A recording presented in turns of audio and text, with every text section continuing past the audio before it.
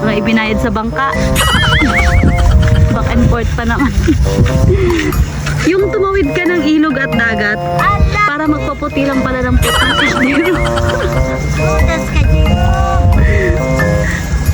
Jacob!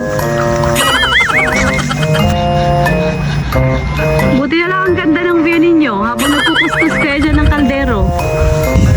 Nel, kunyari lang kuskus ka ng kuskus para tumingin sa'yo yung mga nakasimsuit kanina na yon.